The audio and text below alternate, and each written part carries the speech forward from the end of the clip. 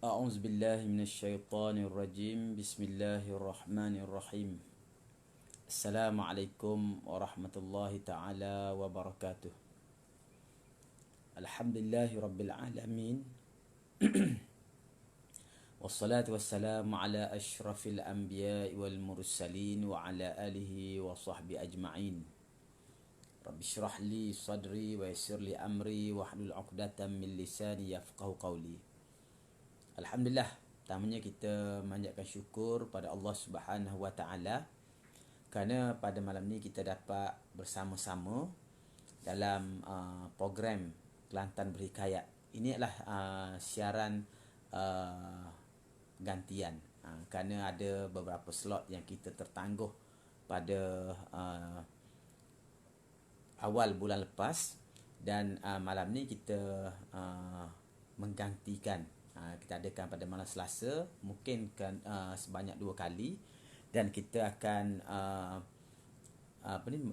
membuat ulasan-ulasan tentang manuskrip yang telah kita baca sebelum ini. Program Kelantan Berhikayat ini dipersembahkan pada tuan-tuan oleh Perbadanan Muzium Negeri Kelantan, dan insya-Allah malam ni kita akan memperkatakan tentang riwayat Kelantan, iaitu sebuah manuskrip yang telah ditulis oleh As'ad Syukri Haji Muda sekitar tahun 20-an dan disiarkan secara bersiri dalam majalah Kencana dalam tahun 1930 dan juga 1931. Riwayat Kelantan ini sebenarnya ialah sebuah rencana ataupun sebuah kumpulan rencana ataupun kompilasi rencana-rencana yang ditulis oleh As'ad Syukri. As'ad Syukri ini merupakan seorang tokoh budayawan yang terkemuka di Kelantan daripada tahun 30-an sampai beliau meninggal dunia pada tahun 70-an. Dan beliau sebenarnya terkenal di Kelantan kerana beliau adalah seorang yang lahir dalam sebuah keluarga bangsawan yang agak ternama di Kelantan. Saudara As'ad Syukri ini, sebagai saya maklum, As'ad Syukri Haji Muda, beliau adalah abang kepada Datuk Asri, bekas Menteri Besar Kelantan.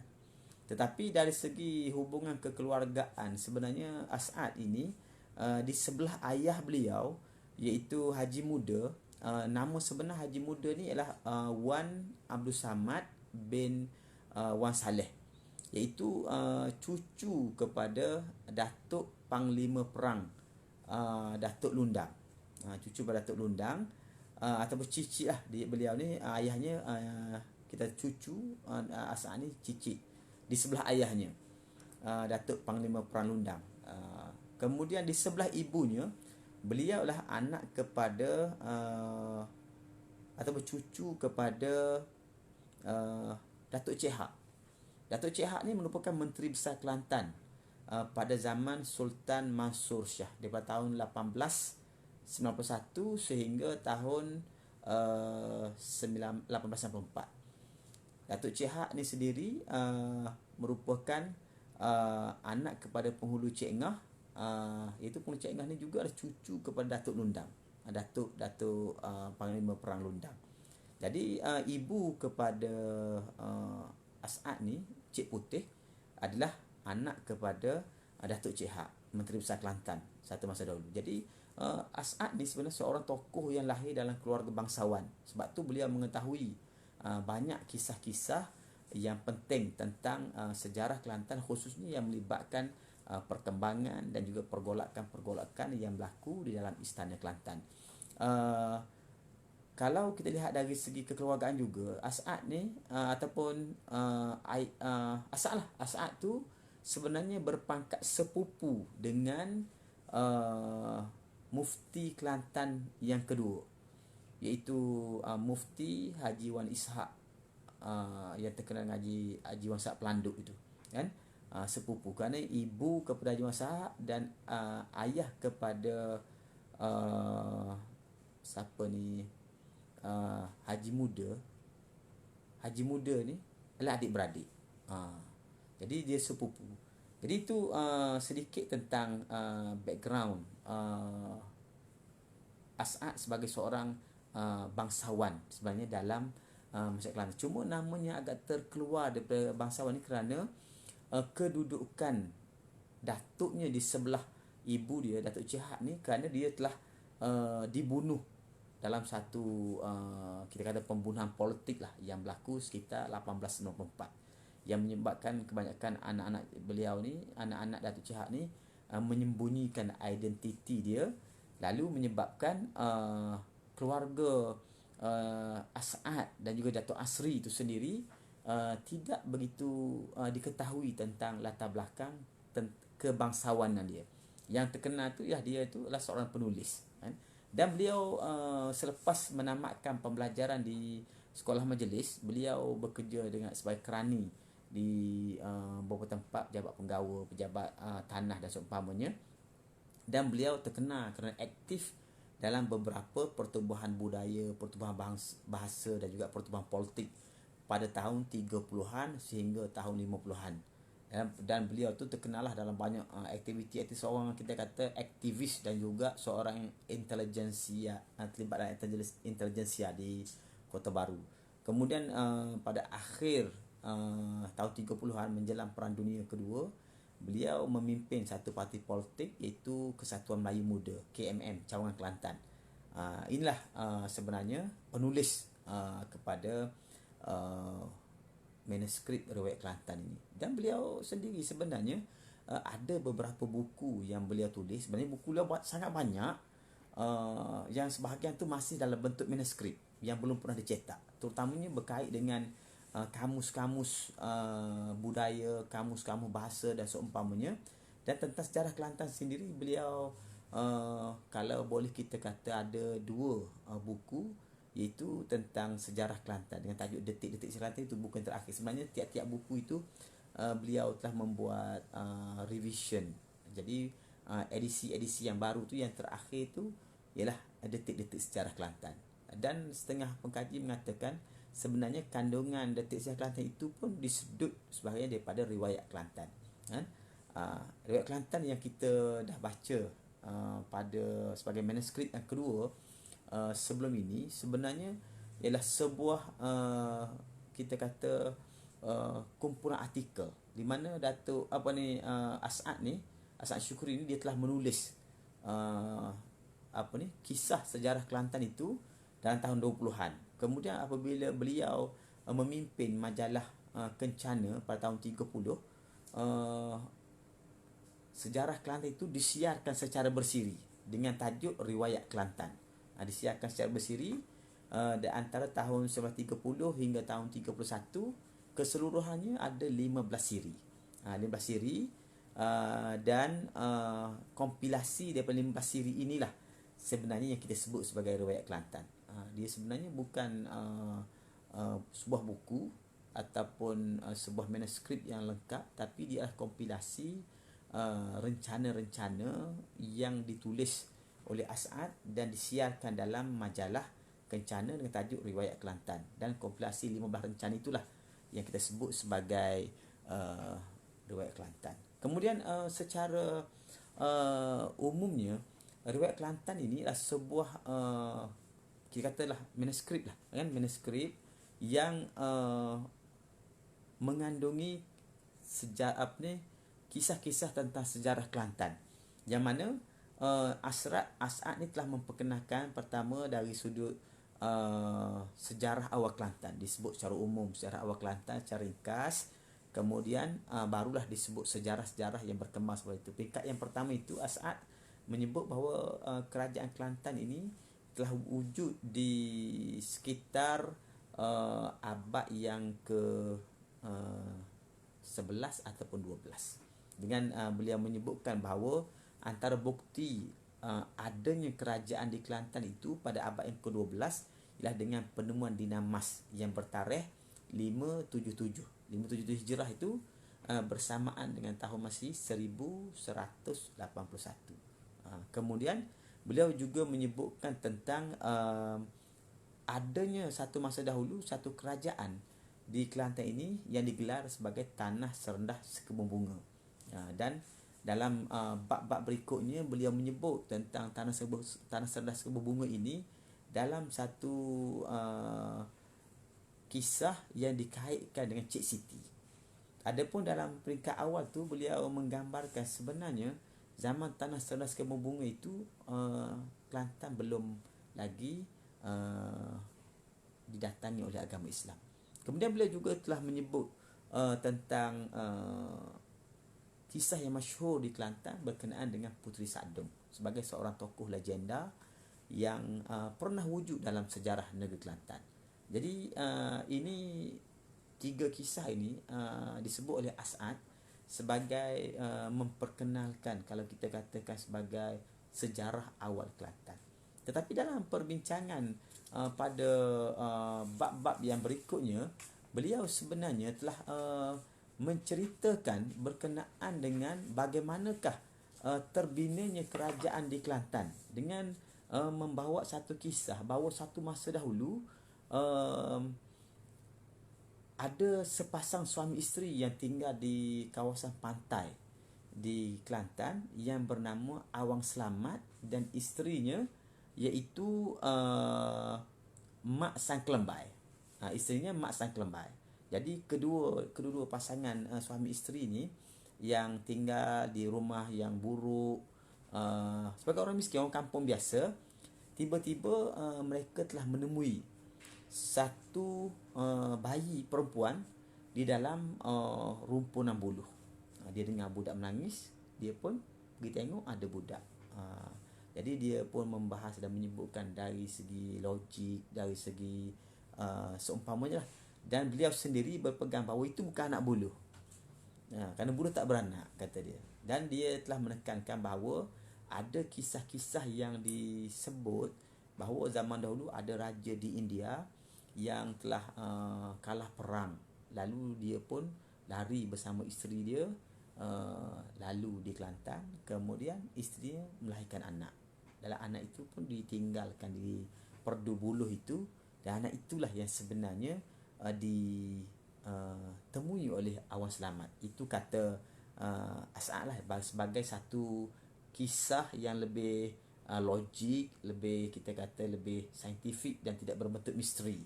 Kerana apa yang digambarkan oleh riwayat-riwayat lisan yang disebut sebelum pada ini bahawa gadis perempuan ataupun bayi perempuan itu ditemui dalam rumpun buluh itu sebagai anak buluh betong. Begitulah lebih kurang itu yang disebut oleh Kelantan kan. Jadi itu pada pandangan beliau ialah satu perkara yang mistik yang tidak masuk akal.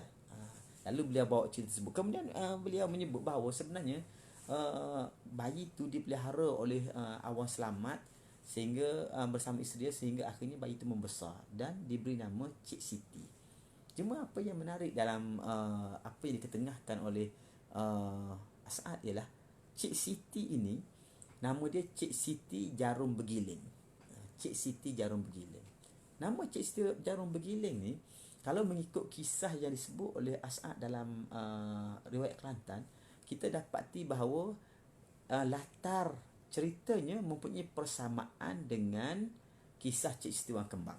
Kerana dalam riwayat Kelantan, Cik Siti Wang Kembang langsung tak disebut oleh As'ad, tetapi beliau menyebutkan nama Cik Siti. Tapi nama lengkap dia Cik Siti Jarum Bergiling. Itu ada perbezaan sikit dengan riwayat biasa. Tetapi kalau mengikut Ustaz Nakula, sebenarnya dalam sejarah Kelantan memang ada raja Kelantan bernama Cik Siti Jarum Bergiling, tapi seorang raja yang memerintah sekitar abad yang ke-8 ataupun ke-9 Masihi. Cerita ni tak disebut tarikhnya, tetapi daripada latar belakang cerita itu dia lebih similar dengan kisah Cik Siti Wang Kembang yang biasa kita dengar kan. Kemudian beliau menyebutkan Cik Siti itulah yang kemudiannya apabila beliau besar, kemudian Kelantan didatangi oleh satu kumpulan pedagang dan singgah di pantai dekat dengan rumah Awang Selamat itu, dan mereka telah datang ke rumah untuk minta air. Kemudian dilihat Cik Siti sebagai seorang gadis yang cantik, yang kita kata sempurna lah, dan mereka tertarik. Lalu mereka telah mencadangkan supaya Cik Siti itu dijadikan raja di sana, dan nahkoda kapal itu sendiri yang akan menjadi menterinya. Itulah gambarannya, dan akhirnya terbentuklah kerajaan Kelantan yang awal dan dipimpin oleh Cik Siti. Kisah Cik Siti itu digambarkan dengan panjang lebar, kita kata lebih kurang sama, hampir sama dengan kisah Cik Siti Wang Kembang. Kemudian diberitahu bahawa pada zaman Cik Siti itu ada satu kerajaan lain di Kelantan yang disebut Kerajaan Jembal. Kerajaan Jembal, di mana akhirnya Cik Siti tadi telah mengambil seorang puteri Raja Jembal, dijadikan anak angkatnya yang digelarkan sebagai Puteri Sadong. Memang ada persamaan kisahnya. Dan digambarkan juga bahawa negeri yang diperintah oleh Cik Siti Wang Kembang itu berpusat di Ceran Tegayung, di tebing Sungai Kelantan. Hari ni dekat Kadok ni kan, dekat Kadok masuk Kedapiah boleh, atau masuk daripada Kadok ataupun daripada Lunda Paku.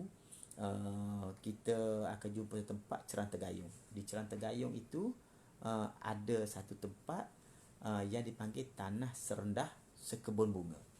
Di situlah dikatakan sebagai tapak kerajaan Cik Siti Wang Kembang, dan kerajaannya dikenali sebagai Tanah Serendah Sekebun Bunga.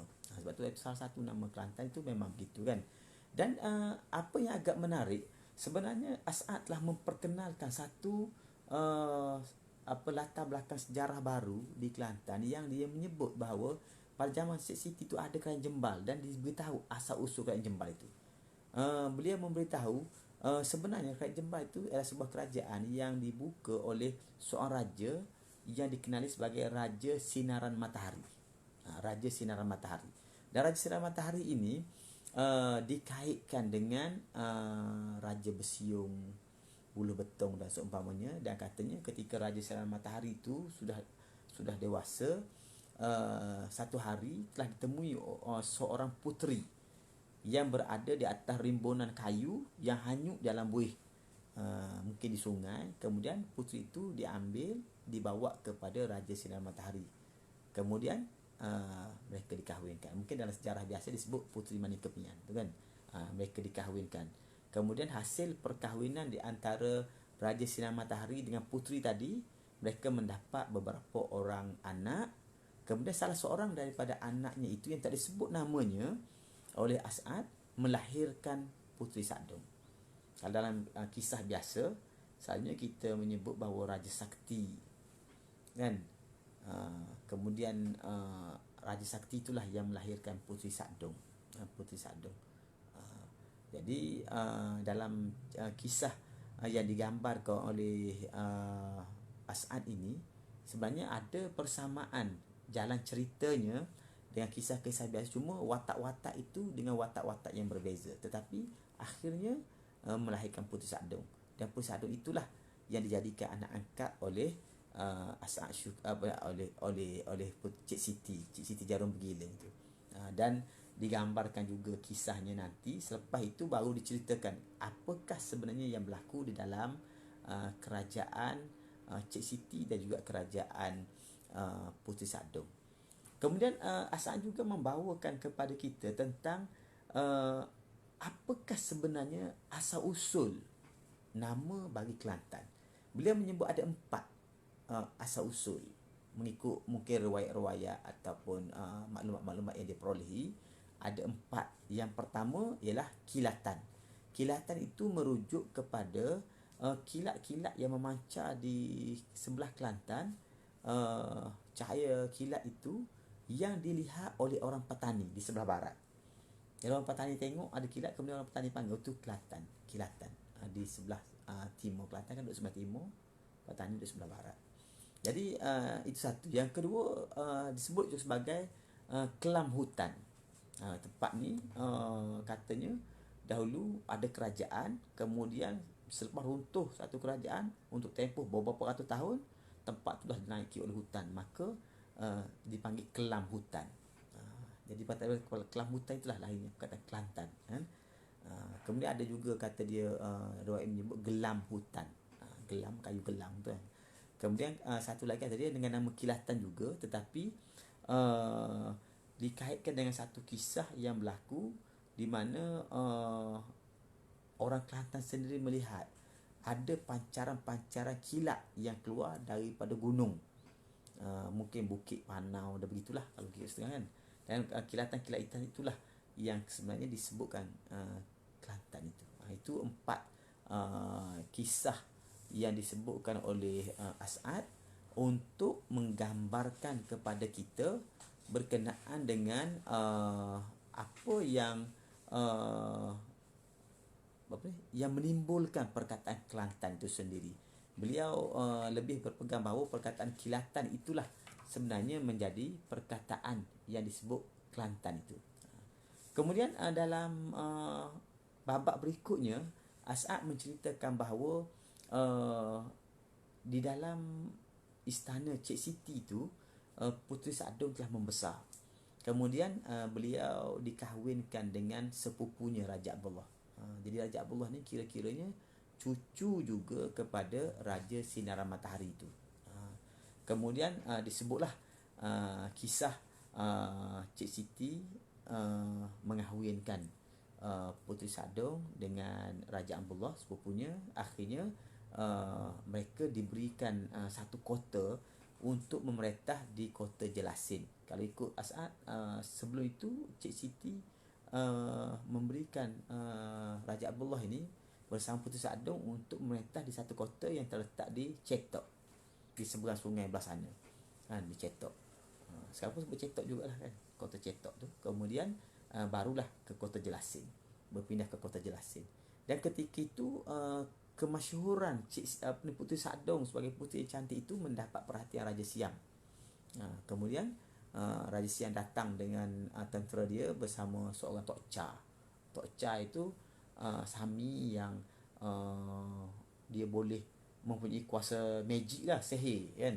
Akhirnya bila Siam tu datang untuk menyerang Kelantan, sebenarnya bukan untuk menyerang tapi untuk mengganggu Puteri Sadong. Kalau tidak diserahkan baru diserang. Kemudian Raja Abdullah bawa isteri dia lari ke gunung, ke sebelah selatan, mungkin ke sebelah Kuala Kerai dan seumpamanya. Di situlah sebenarnya Raja Abdullah dan Puteri Sadong dikatakan melihat ada pancaran-pancaran kilat daripada gunung. Maka mereka lah yang memulakan sebutan kilatan itu. Kalau ikut cerita yang disebut oleh As'ad kan. Kemudian akhirnya oleh kerana Tok Cha itu ada kuasa magic dengan sihir-sihirnya, akhirnya Tok Cha tu berjaya mengesan kedudukan Puteri Sadong Raja Allah.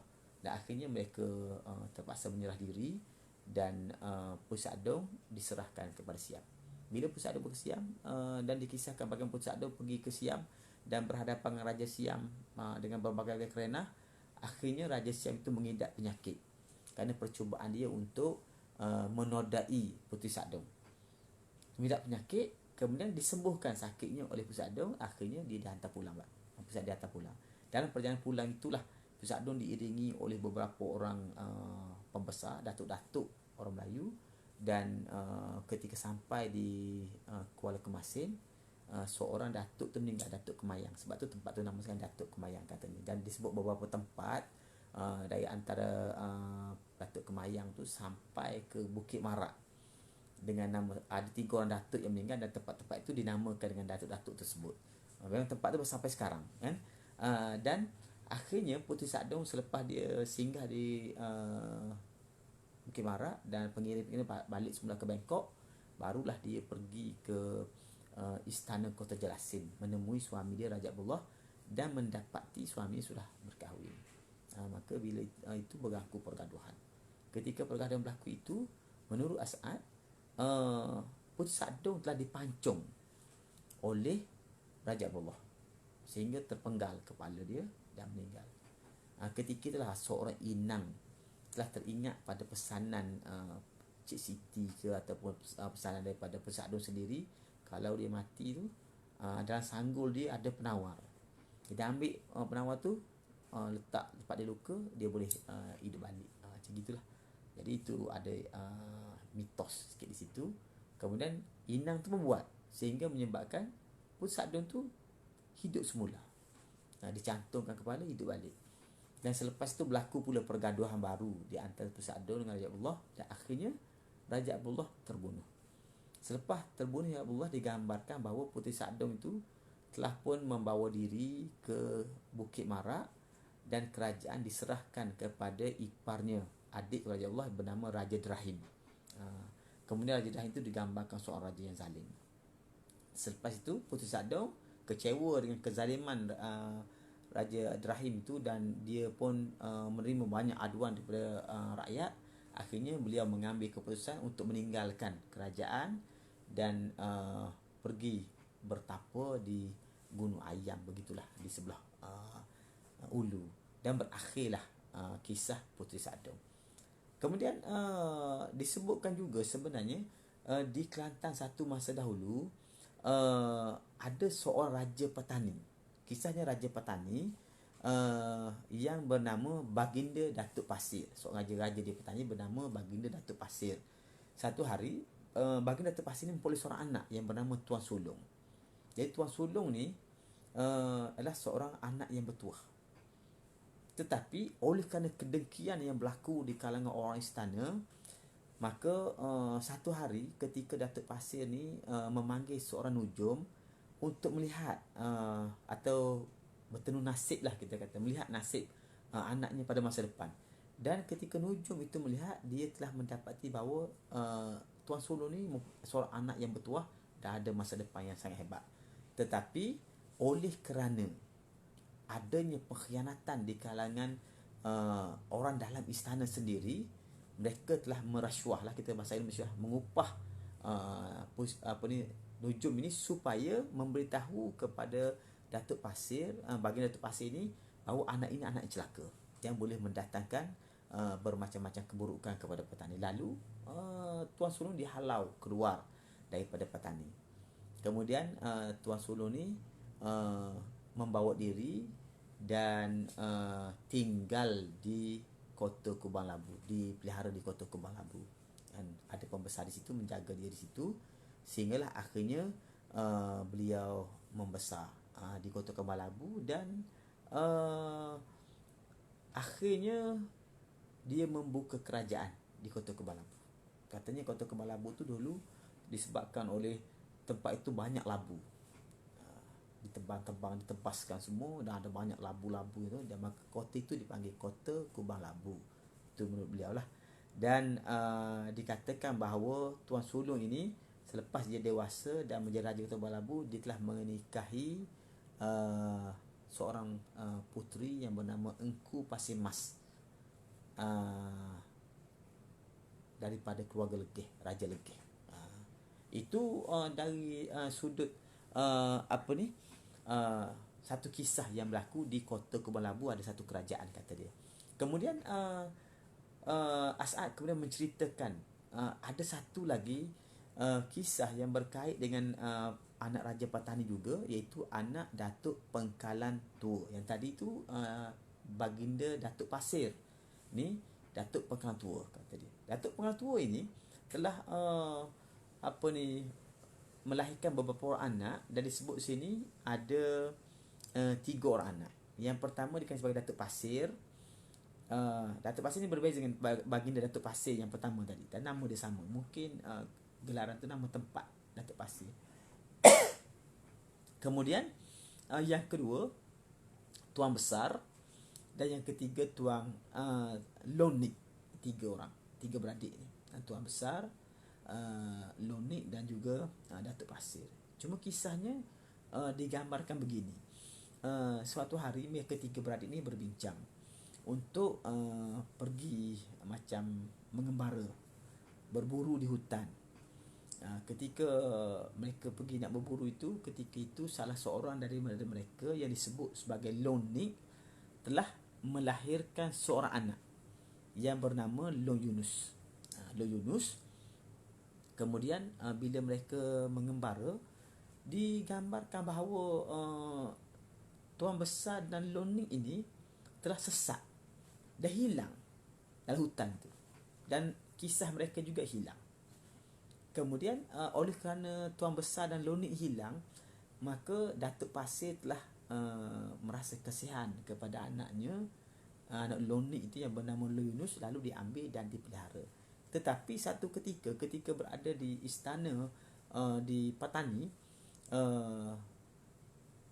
Lo Yunus telah diberitahu oleh seorang tukang hujum.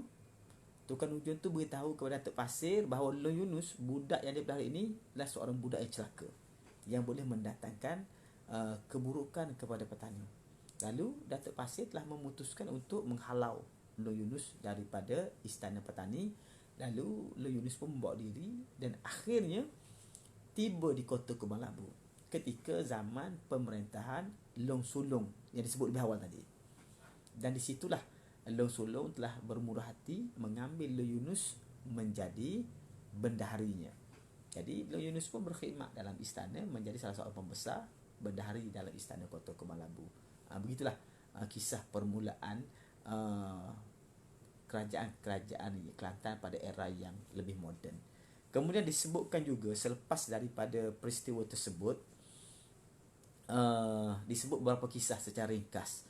Antaranya disebutkan berlaku pergaduhan di kota Kubang Labu apabila Long Sulong yang mengahwini Engku Pasir Mas itu telah membunuh isteri dia atas sebab-sebab tertentu. Kemudian kota Kubang Labu diserang oleh Raja Legeh. Itu satu kisah. Kemudian disebut pula secara ringkas bahawa ketika peperangan itu berlaku, Lo Yunus telah melarikan diri.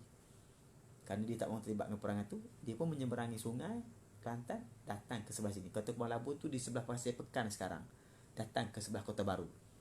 Kerana antara yang terlibat dalam peperangan di kota Kubang Labu itu ialah Raja Legeh dan juga sepupunya Long Gafar.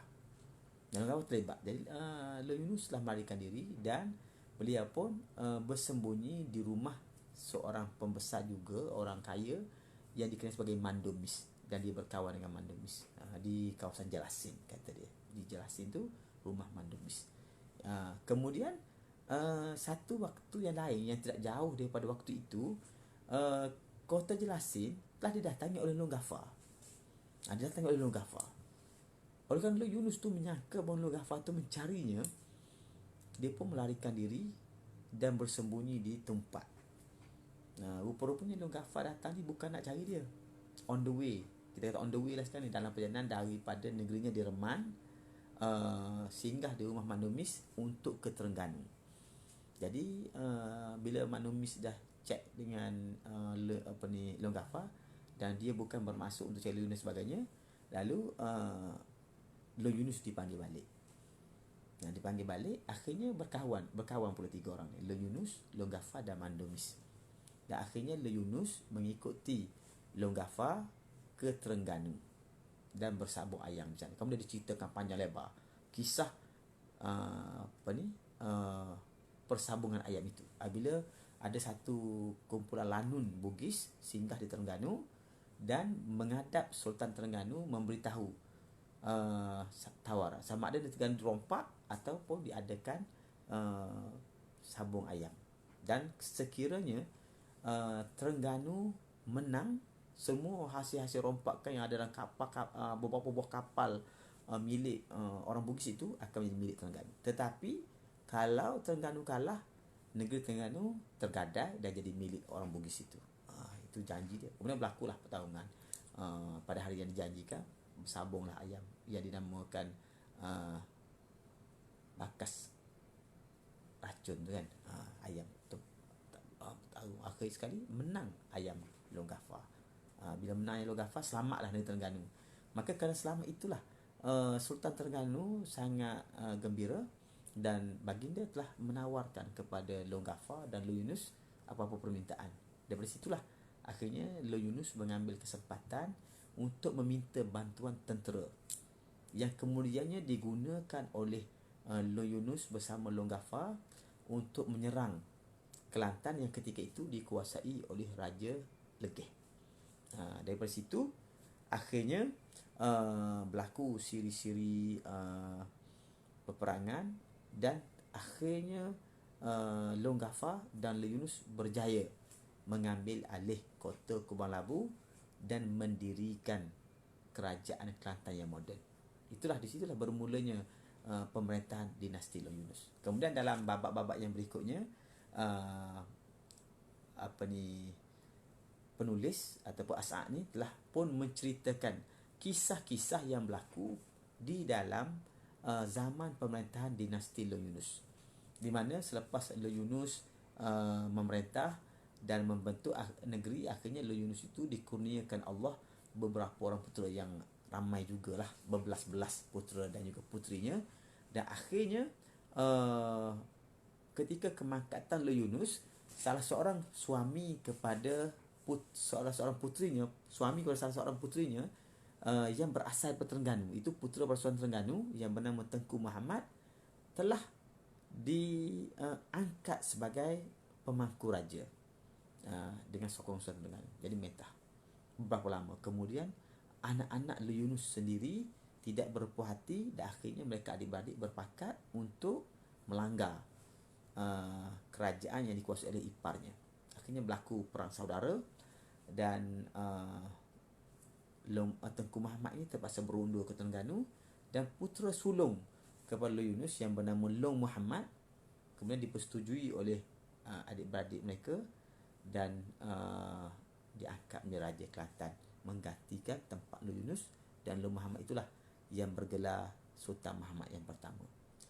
Selepas memerintah lebih kurang 35 tahun, akhirnya Long Muhammad itu, Sultan Muhammad I itu meninggal dunia tanpa mempunyai putera. Dia ada adik-beradik ramai tapi tak ada putera. Bila tidak ada putera, di situlah kesempatan digunakan oleh salah seorang daripada adindanya untuk merampas kuasa dan menjadi raja, itu Long Jenau. Sedangkan sebelum daripada itu, salah seorang puteranya yang adindanya yang bernama Long Tan ataupun Tengku Temenggong telah dibunuh dalam satu kejadian jenayah yang berlaku di Hulu Kelantan, dan menyebabkan Sultan Muhammad I ni telah mengambil putera-putera Long Tan dijadikan anak angkatnya. Kemudian bila Long Jenal mengambil alih kerajaan, putera-putera kepada Long Muhammad ini telah membuat rancangan balas. Akhirnya berlaku lagi perang saudara sekitar tahun 37, dan akhirnya Kelantan itu berjaya diambil alih oleh putera Long Tan yang bernama Long Senik ataupun terkenal dengan gelaran Long Senik Mulut Merah, dan baginda memakai gelaran Sultan Muhammad yang kedua. Kemudian semasa baginda memerintah di antara tahun 37 hingga tahun 42, berlaku lagi beberapa siri pergolakan, perebutan jawatan, kuasa, perang saudara dan seumpamanya yang melibatkan Raja Kampung Laut sepupu baginda, yang melibatkan kekanda baginda sendiri Tengku Senik Kota dan juga beberapa pihak lain. Akhirnya berlaku pergolakan itu sehingga campur tangan Siam melalui Raja Ligo akhirnya telah berjaya meredakan keadaan itu, dan beberapa putera raja itu dibawa ke Siam dan sebahagiannya dirajakan di negeri-negeri yang telah dipecahkan oleh Siam di sebelah Patani. Kemudian redalah keadaan politik Kelantan. Jadi Sultan Muhammad II ni terus memerintah satu tahun yang agak lama, iaitu daripada tahun 1836 sehingga 1837 sampai 1886, sekitar 50 tahun baginda memerintah. Jadi yang berkonflik itu dalam 4 ataupun 5 tahun yang pertama, kemudian negeri sudah aman selepas itu. Dan suasana aman itulah berlaku satu krisis yang disebutkan oleh As'ad, bahawa ketika itu baginda memperoleh seorang putera yang dikenali sebagai Long Sulung ataupun Long Ahmad. Ketika Long Sulung itu, kalau kita katakan sehari ini, menjadi raja muda lah, raja muda di kalangan adik-beradik kepada dalam keluarga Tengku Sultan ini yang memerintah di Raja Salor. Raja Salor tu keluarga dekat mereka juga, telah mengadakan satu rancangan jahat untuk membunuh Tuan Sulung ataupun Long Sulung ini sebagai bakal raja, kerana Raja Salor ni juga bermaksud untuk menjadi raja. Lalu diadakan satu pesta di Salor, dan pesta itu adalah pertandingan laga lembu lah, macam-macam orang zaman dulu punya kan.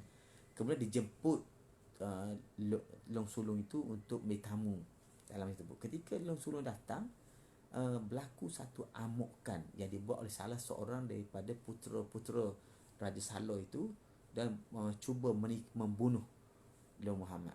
Maka disebabkan peristiwa ini, Long Muhammad yang terselamat telah menimbulkan kemurkaan yang besar daripada Sultan Muhammad kedua. Lalu ditangkap semua ahli keluarga Raja Salor dan dijatuhkan hukuman mati semuanya. Sebab tu hari ni Raja Salor dah tak ada, dan kita boleh pergi ke Salor tengok kawasan perkuburan Raja-Raja Salor itu kan. Itu antara peristiwa-peristiwa tentang perebutan kuasa yang berlaku pada zaman itu. Dan akhirnya baginda Sultan Muhammad yang kedua itu mangkat dengan meninggalkan 3 orang anak, 2 orang putera, seorang puteri. Jadi putera yang kecil itu namanya Long Ghaffar. Putera yang sulung itu namanya Tuan Sulung ataupun Tuan Long Sulung atau Long Ahmad. Akhirnya Long Ahmad itu dijadikan Sultan Kelantan yang baru. Baginda makilarahan Sultan Ahmad. Memerintah beberapa tahun di antara 1886 sehingga 1889. Sekitar 4 tahun memerintah. Akhirnya Sultan Ahmad yang sudah tua itu pun meninggal, mangkat baginda. Kemudian selepas kemangkatan itu barulah digantikan oleh salah seorang puteranya. Sebenarnya dia ada putera yang ramai. Sultan Ahmad ni ada putera ramai, dan salah seorang puteranya yang menggantikan baginda ialah Long Kundur. Long Kundur itu memerintah dan memakai gelaran Sultan Muhammad yang ketiga. Sama ketiga. Baginda memerintah hanya beberapa tahun saja. Sebenarnya bukan beberapa tahun, setahun saja, sekitar setahun lebih sikit. Kemudian pada 1891 baginda telah mangkat secara mengejut. Macam kita kata ini mangkat macam kena serangan jantung kan, gitulah, mati mengejut. Selepas lebih setahun lebih sikit memerintah, yang menyebabkan di kalangan pembesar-pembesar mula mengambil peluang untuk menaikkan calon masing-masing. Yang akhirnya yang berjaya naikkanlah adinda kepada Sultan Muhammad yang ketiga, iaitu Long Mansur, yang kemudian dikenali sebagai Sultan Mansur. Sultan Mansur itu memerintah sekitar 9 tahun, daripada tahun 1891 sehingga tahun 1900. Bukan gitulah, 1900. Jadi yang tersingkir dalam percaturan ini antara yang utama adalah Long Senik, anak anda kepada Sultan Muhammad yang ketiga. Baginda tersingkir. Kemudian ada lagi beberapa calon lain. Sebenarnya sistem yang ada di Kelantan dalam abad yang ke-19 itu, sejak daripada Long Yunus kemudian Long Muhammad, kan, sepanjang daripada Long Muhammad tahun 1801 sehingga berakhir zaman Long Mansur pada 1900, 100 tahun itu, boleh katakan sebenarnya proses pengambil alihan takhta itu tidak berlaku secara automatik kepada, kalau bahasa ini, Tengku Mahkota ataupun Raja Muda. Tetapi setiap kali berlaku kematian, mesti akan ada percaturan politik, sama ada akan melibatkan perang ataupun melibatkan kekuatan kumpulan masing-masing dalam diplomasi dan juga strategi-strategi untuk mengangkatkan tokoh-tokoh. Akhirnya sebenarnya tidak semestinya putera sulung laki-laki beraja itu akan menjadi raja, tetapi berdasarkan pada percaturan. Bagi tengok ada dalam bentuk peperangan, siapa menang perang jadi raja, siapa menang perang jadi raja. Kemudian mulai sekitar itu, oleh kerana Siam telah menguasai Kelantan, tidak lagi melalui perang, tetapi dengan pendekatan baru, iaitu siapa yang lebih cepat berjaya mendapat endorsement daripada Raja Siam. Maka dalam kes inilah, ketika menaikkan Sultan Mansur, tokoh utama yang memainkan peranan ialah Datuk Cik Haq, yang kita sebutkan awal tadi, datuk kepada penulis Asal Syukri Haji Muda. Datuk Cik Haq inilah yang telah mengambil tindakan cepat ke Bangkok dan mendapatkan endorsement daripada Raja Siam. Akhirnya Long masuk, ditabalkan oleh Raja, menyebabkan beberapa kompetitor dia yang lain itu tersingkir, termasuk juga Long Kundur, bukan Long Senik, anak dia kepada Long Kundur ataupun Sultan Mahmud yang ketiga tersingkir. Itu konflik-konflik yang berlaku. Kemudian apabila mangkat Sultan Mansur, barulah Long Senik, anak dia kepada Sultan Mahmud yang ketiga itu berhasil menjadi raja. Kerana apa? Kerana permainan percaturan politik itu juga. Kan? Kerana itulah, selepas daripada kemangkatan Sultan Mansur, kita boleh katakan di kalangan pemimpin politik, pembesar-pembesar yang pro Sultan Mansur telah tersingkir. Maka naiklah pula pembesar-pembesar yang pro kepada Sultan, keluarga Sultan Muhammad asal Long Senik. Kemudian Long Senik itu selepas menjadi Raja Kelantan sekitar 10 tahun, pada 1911 barulah baginda diiktiraf oleh Inggeris. Sebelum itu Siam tak iktiraf. Inggeris iktiraf dan baginda memakai gelaran Sultan Muhammad yang keempat.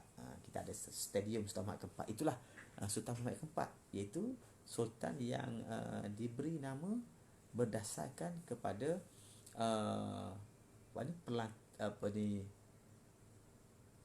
pengiktirafan terima daripada Inggeris. Sebelum itu, oleh kerana berlaku perjanjian Inggeris Siam pada tahun 1902, Siam telah Inggeris telah menghantar seorang pegawainya berkhidmat di Kelantan bernama William Armstrong Graham ataupun W. Graham pada 1903. Jadi ketika zaman William Armstrong ni atau Graham ini, W. Graham ini, Siam tidak memberikan pengiktirafan kepada Sultan Muhammad ini ataupun Raja Long Senik yang menjadi Raja Kelantan. Bahkan gelar Raja Kelantan sahaja, memerintah 10 tahun, kan? Dan pembesar utama yang diangkat sebagai menteri besar lah kita kata hari ini ataupun Datuk Menteri ialah Datuk Cik Hassan Saleh. Cik Hassan Saleh ni seorang pembesar yang bergelar Syah Bandar. Datuk Syah Bandar ditumpat sebelum baginda Sultan Muhammad yang keempat ni raja. Jadi dibawa ke Kota Baru dan dijadikan Datuk Menteri. Dan Datuk Menteri ni daripada tahun 1901 menjadi Datuk Menteri sehinggalah beliau meninggal dunia lebih kurang sama tahunnya, itu pada 1920 dengan Sultan Mahmud yang keempat. Dan jadi saat itu menggambarkan kepada kita tentang beberapa peristiwa yang berlaku dengan lebih detail pada zaman Sultan Mahmud yang keempat. Kenapa? Kerana ketika itu As'ad ada melalui zaman itu, dan disebutlah beberapa peristiwa yang besar yang berlaku, termasuklah peristiwa banjir besar. Ada beberapa peristiwa banjir besar, termasuk banjir Cik Urai dan juga banjir yang last kali yang besar tu tahun 24 kan. Kemudian disebut juga beberapa kebakaran yang berlaku di penambang, kebakaran bandar Kota Baru dan beberapa peristiwa besar yang dianggap sebagai peristiwa-peristiwa besar itulah. Dan juga disebut oleh As'ad tentang peristiwa ribut taufan yang berlaku pada akhir zaman Sultan Mansur, dan juga peristiwa penyakit satu wabak penyakit yang telah merebak pada binatang-binatang ternakan. Macam kita kuku mulut kan, kuku dan mulut yang dihadapi oleh lembu-lembu tu, yang menyebabkan habis binatang-binatang itu terkorban. Dan apabila berlaku ribut lagi, menambahkan lagi bencana, sehingga banyaklah hal-hal yang berlaku ketika itu. Jadi banyaklah perkara disebut, peristiwa-peristiwa yang disebut dalam sepanjang zaman, terutama zaman Sultan Muhammad yang kedua sampai zaman Sultan Muhammad yang keempat. Tapi pada zaman Sultan Muhammad keempat itu, selain daripada kedatangan penasihat British, selain daripada hal-hal yang berkait dengan pentadbiran kerajaan, pendapatan yang diperolehi, direkodkan dan seumpamanya, ada peristiwa-peristiwa besar yang disebut ketika itu ialah berkait dengan perang, bukan perang, berkait dengan banjir dan juga berkait dengan kebakaran bandar Kota Baru. Kemudian As'ad tu menghabiskan kisah ini dengan kematian ataupun kemangkatan Sultan Muhammad yang keempat pada tahun 1920. Jadi riwayat Kelantan itu berakhir di situ. Daripada kisah yang asal dulu disebut dia bermulaan dengan Dina Mas, kemudian yang fokus itu pada zaman kerajaan Cik Siti yang dipanggil Cik Siti Jarum Bergiling, kemudian kisah Puteri Sakdong dan sedikit kisah Raja Jembal, sikit sangat Raja Jembal, kemudian terus dibawa kepada kisah dua orang raja di petani itu, dikenali sebagai baginda Datuk Pasir dan seorang lagi ialah Datuk Pekalan Tua.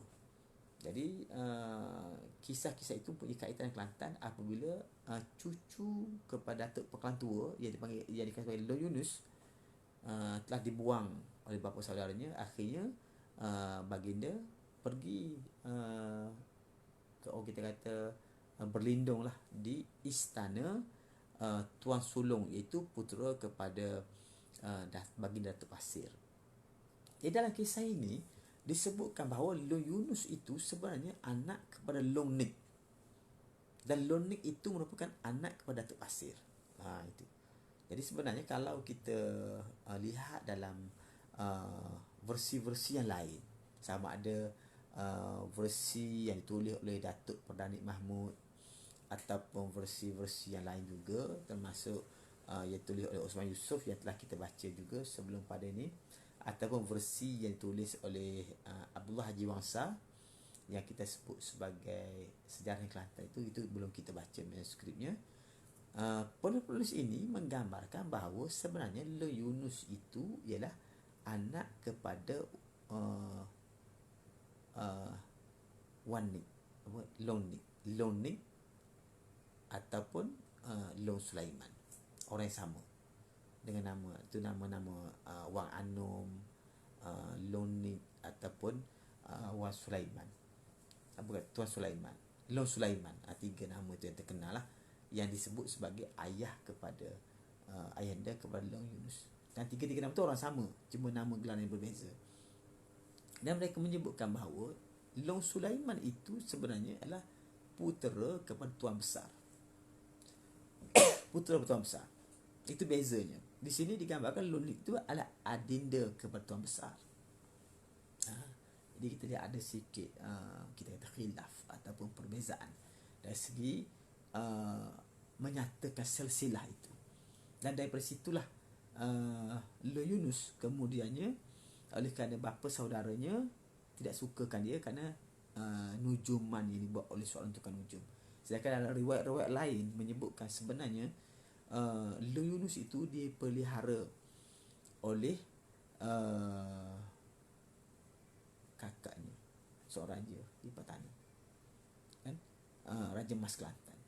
Kemudian oleh kerana berlaku satu keadaan yang tidak baik di istana, Raja Mas Kelantan telah mendapatkan nasihat daripada seorang nujum. Kemudian Tok Bomoh lah, kita panggil Tok Bomoh. Kemudian Bomoh tu mengatakan bahawa keadaan yang tidak baik bagi istana itu adalah berpunca daripada Long Yunus. Maka di situlah Long Yunus dibuang daripada istana. Itu ada beza sikit, kan? Kalau di sini gambarkan yang membuang dia ialah Datuk Pasir. Tetapi dalam kisah-kisah yang lain digambarkan dia dibuang oleh Raja Petani, iaitu Raja Mas Kelantan. Dari segi hubungan kekeluargaan tu, Long Yunus ialah cucu kepada Long Bahar. Tetapi Raja Mas Kelantan itulah anak kepada Long Bahar. Long Bahar kan. Jadi ibu saudara dia. Jadi dibuang kerana dikatakan membawa celaka di istana.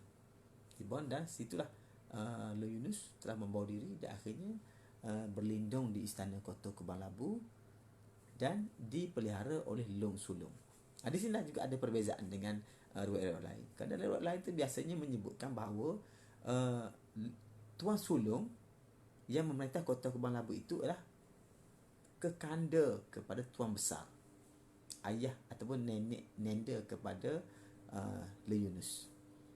Kemudian Tuan Sulung itu mempunyai 2 orang putera, iaitu Long Muhammad dan juga Long Pandak. Dalam kisah yang lain biasanya disebutkan bahawa yang menikahi Engku Pasir Mas itulah Long Muhammad, ataupun saya kata Long Pandak, beradik. Itu anak-anak Long Sulung. Mereka itulah yang menjadi ipar kepada Long Draman, Raja Legeh. Tetapi dalam kisah ini disebutkan yang mengahwini anak Raja Legeh. Jadi disebut Engku Pasir Mas itu ialah siapa tadi? Tuan Sulung. Tuan Sulung. Jadi Tuan Sulung itu sebenarnya ayah kepada Long Draman, Long Muhammad dan Long Pandak dalam kisah lain. Dan Long Sulung. Di sini ada sikit perbezaan. Jadi kisah yang dibawa oleh As-Sa'id ini menggambarkan bahawa Tuan Sulung itulah yang mengahwini anak Raja Legeh yang tak disebut nama. Dalam kisah ini disebut Raja Legeh itulah Long Draman. Kemudian bila Raja Legeh itu datang bersama sepupu dia Long Ghaffar menyerang Kota Kembang Labu, maka jatuhlah Kota Kembang Labu. Dan tak disebutkan apakah implikasi daripada kejahatan itu. Yang digambarkan kepada kita yang lebih fokus oleh As-Sa'id ialah bahawa selepas kejatuhan Kota Kembang Labu, Long Yunus sebagai salah seorang pembesar yang berjawatan bendahari kepada Tuan Sulung telah membawa diri bersembunyi di rumah Mandumis. Difokuskan kepada watak Long Yunus. Sedangkan dalam kisah-kisah yang biasa digambarkan bahawa peristiwa pembunuhan itu ialah peristiwa yang berlaku akibat daripada kedatangan Long Ghaffar ke istana Kota Kembang Labu menemui sepupunya, iaitu Engku Pasir Mas, isteri kepada Long Muhammad atau Long Muhammad. Ada setengah kata kepada Long Pandak. Maka Long Ghaffar itu berkawan dengan Long Yunus di istana Kota Kembang Labu. Sehingga Engku Pasir Mas berkenan kepada kain cindai yang dibawa oleh Long Ghaffar. Lalu dipinjam kain cindai itu untuk ditenun. Ditiru tenun. Jadi disangkutlah kain itu tempat alat menenun itu. Bila Long Muhammad itu melihat cindai Long Ghaffar di situ, datang sangkaan buruk dalam hati dia bahawa isterinya telah bermukah dengan Long Ghaffar. Lalu terus dibunuh. Maka peristiwa pembunuhan itulah menyebabkan Raja Legeh yang bernama Long Draman datang menyerang. Biasanya kisah dan riwayat lain memfokuskan pada peristiwa yang berlaku di Kota Kembang Labu itu. Dan akhirnya selepas Long Muhammad dibunuh, Long Draman telah melantik adindanya Long Pandak menjadi raja baru Kota Kembang Labu, dan Kota Kembang Labu itu dijadikan jajahan takluk kepada Legeh. Itu kisah yang biasa kita baca dalam riwayat-riwayat lain. Adapun As-Sa'id tidak memberi fokus kepada Kota Kembang Labu. Yang difokus ialah kepada watak Long Yunus. Di mana Long Yunus bila dia bersembunyi di rumah Mandumis di Kota Jelasin, didatangi oleh Long Ghaffar. Sebab itulah Long Yunus merasa takut. Kenapa? Kerana dia beranggapan bahawa siri serangan dilakukan ke atas Kota Kembang Labu itu belum tamat. Oleh kerana dia telah berjaya, Raja Legeh telah berjaya membunuh raja dan mungkin pembesar-pembesar utama di sana, sedangkan Long Yunus sebagai pembesar yang kanan juga berjaya melepaskan diri di Kota Jelasin. Sebab itu bila kedatangan Long Ghaffar ke Kota Jelasin untuk bermalam di rumah Long Mandumis, Long Yunus mempunyai sangkaan bahawa Long Ghaffar datang untuk bagi pihak Raja Legeh untuk membunuh beliau. Sebab itu beliau lari. Sebab itulah barulah berlaku persahabatan semula, kemudian mereka ke Terengganu. Tapi kisah-kisah di Terengganu itu tidak banyak berbeza. Tidak banyak perbezaan dengan apa yang disebut dalam Hikayat Seri Kelantan, apa yang disebut oleh Datuk Perdana, apa yang disebut oleh beberapa teks yang lain. Jadi situ berlaku persambungan ayam, dan akhirnya Terengganu dapat mempertahankan negerinya, dan dengan bantuan daripada Terengganu itulah Long Yunus akhirnya mengambil alih kerajaan. Jadi sebenarnya ada je perbezaan-perbezaan yang dicatatkan oleh penulis-penulis ini. Walaupun kita dapati latar belakang cerita yang hampir sama, tapi kadang-kadang perbezaan watak, susun atur, kedudukan, timeline itu yang kadang-kadang ada percanggahan ataupun berlaku perselisihan, kekhilafan itu. Kan? Selepas itu, selepas zaman Long Yunus, maka seluruh zaman lebih kurang 140 tahun, itu lebih kurang tahun 1765 sehingga tahun 1920, itu zaman yang dikuasai oleh Long Yunus dan juga keturunannya. Jadi kisahnya itu terhenti di tahun 1920. Kenapa? Kerana saya sebut awal tadi, manuskrip ini atau teks Riwayat Kelantan ini ditulis dalam tahun dalam abad dalam dekad 1920-an itu.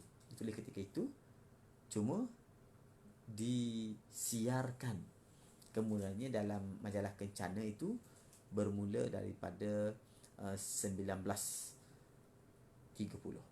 Jadi kisah-kisah itu setakat itu je lah.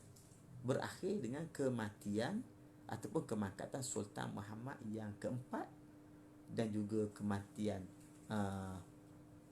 Datuk Menteri Datuk Cik Hassan bin Saleh dalam tahun yang sama juga. Maka berakhirlah kisah tentang Riwayat Kelantan.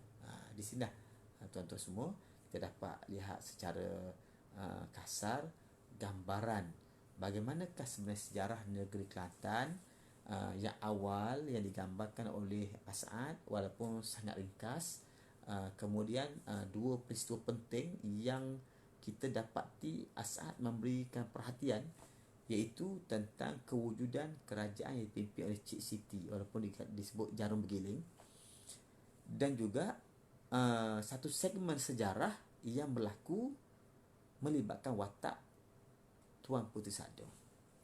Mungkin kalau kita ada masa, ada rezeki, saya juga bercadang untuk membacakan hikayat Puteri Sadong. Kerana saya ada dua hikayat Puteri Sadong dalam dua versi yang berbeza. Boleh kita baca dan kita lihat kisahnya bagaimanakah sebenarnya kisah Puteri Sadong menurut dua buah hikayat Tuan Puteri Sadong, dua buah hikayat. Satu yang tulis pada 1829, sudah ditulis pada tahun 1829, dan satu version lagi, itu version Haji Wan Mak Sawi, dan version yang kedua yang ada di Pustaka Negara, ditulis lewat sikit. Saya menjangkakan bahawa yang kedua itu menyalin yang pertama, tapi setelah saya meneliti secara kasar data-data itu, dia bukan salinan, tapi mungkin sebahagian daripada kisah-kisah itu ada dalam pengetahuan penulis, atau penulis pernah membaca teks yang pertama, kemudian menulis teks yang kedua itu dengan ada beberapa perbezaan. Mungkin bukan salinan, tetapi ditulis semula berdasarkan maklumat yang sama, mungkin tulis semula.